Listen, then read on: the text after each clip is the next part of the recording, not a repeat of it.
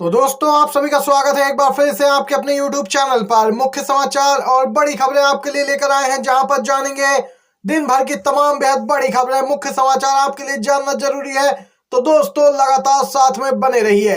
और अगर आप भी किसानों के साथ हैं, खुल के उनकी मांगों के समर्थन में हैं, तो एक लाइक वीडियो को जरूर कीजिएगा। कमेंट बॉक्स में जरूर लिखिएगा जय जवान जय किसान। बिग ब्रेकिंग न्यूज, मेयर चुनाव पर सुप्रीम कोर्ट में सुनवाई से पहले चंडीगढ़ में सियासी हलचल। आपके 3 पार्षद बीजेपी का दामन थामने की तैयारी में।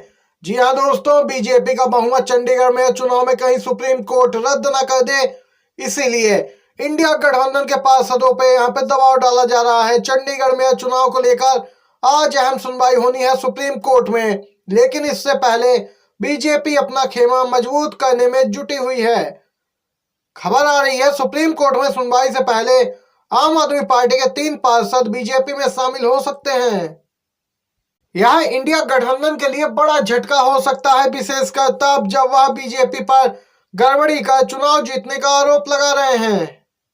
सीजीआई डीवाई चंद्रचूड़ की अध्यक्षता में यह बैठक होनी है। आगे की जो भी अपडेट होगी आप तक दोस्तों पहले पहुंचाएंगे।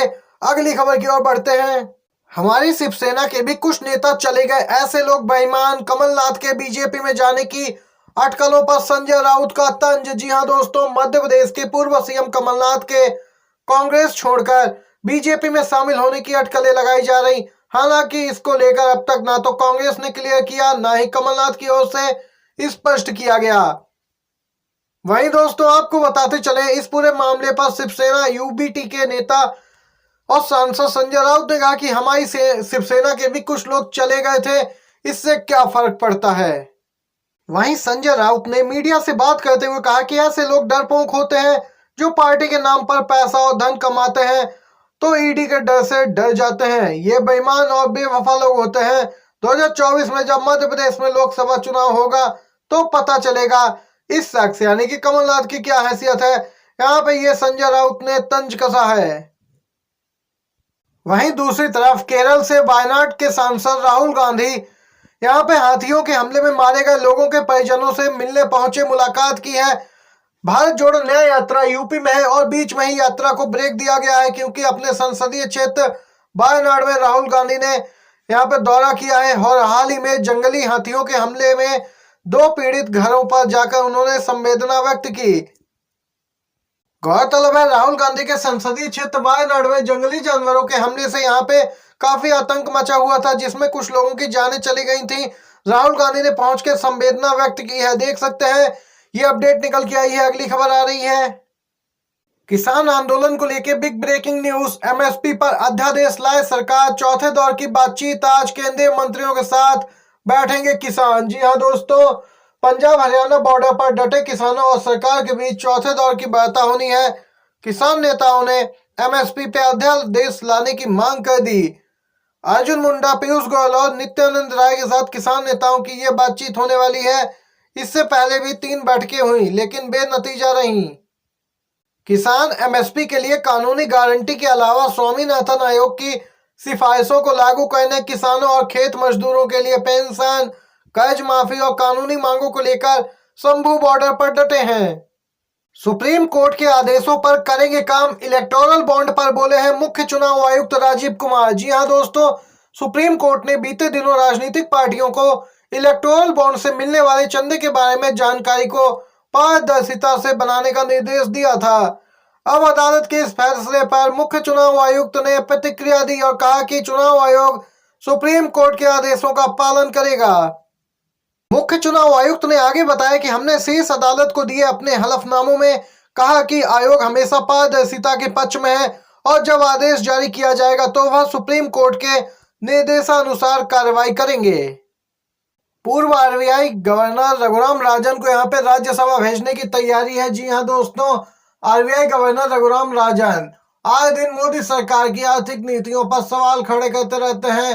अर्थव्यवस्था, रोजगार आदि मुद्दों पर सरकार को जम के घेरा है।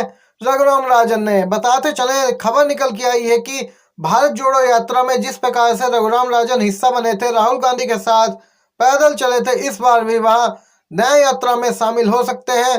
तो दूसरी अपडेट आ रही है कि इन्हें इस बार राज्यसभा भेज सकती है कांग्रेस पार्टी। बीते दिन प्रधानमंत्री मोदी के संसदीय क्षेत्र वाराणसी पहुंची राहुल गांधी की भारत जोड़ो न्याय यात्रा। जनता बोली, प्रधानमंत्री के 18 घंटे काम करने से 80 करोड़ लोगों के हाथ में कटोरा आ गया है। हैशटैग भारत जोड़ो न्याय यात्रा, hashtag Rahul Gandhi social media पर ट्रेंड कर रहा है। मल्लिकार्जुन खड़गे का बीजेपी और प्रधानमंत्री पर जोरदार हमला। बोले हैं पीएम मोदी को किसी भी तरह सत्ता में आना है और ये लोग उसकी कोशिश कर रहे हैं। खड़गे बोले, अगर ये वापस आए तो तानाशाह बन जाएंगे। मल्लिकार्जुन खड़गे ने कहा कि अगर आप पीएम मोदी को वोट देकर दोबारा सत्ता में लाते हैं तो वह तानाशाह बन जाएंगे।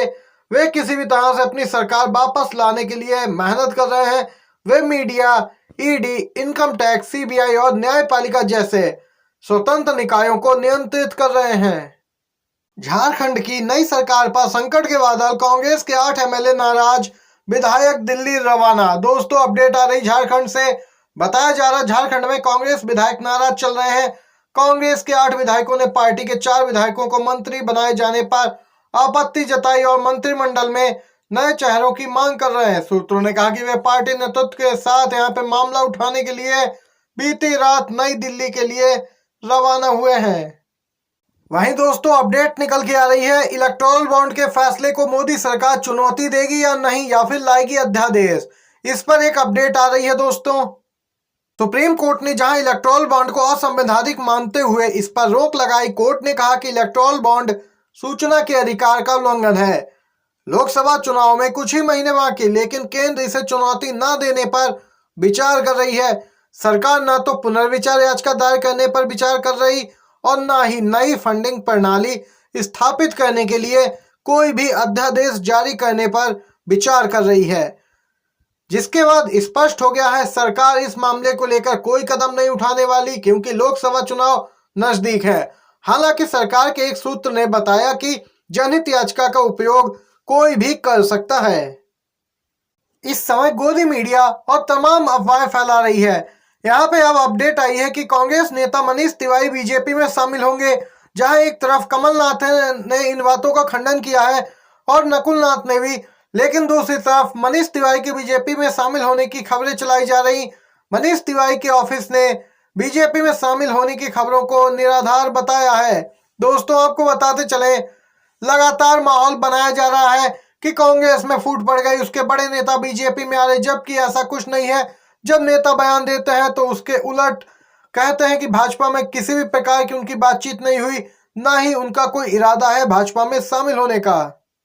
ये आज की सभी बड़ी खबरें, मुख्य समाचार थे जो सामने निकल के आए, आप तक पहुंचाए। वीडियो पसंद आया हो तो एक लाइक, एक शेयर जरूर कीजिएगा। वीडियो देखने के लिए दोस्तों आपका धन्यवाद।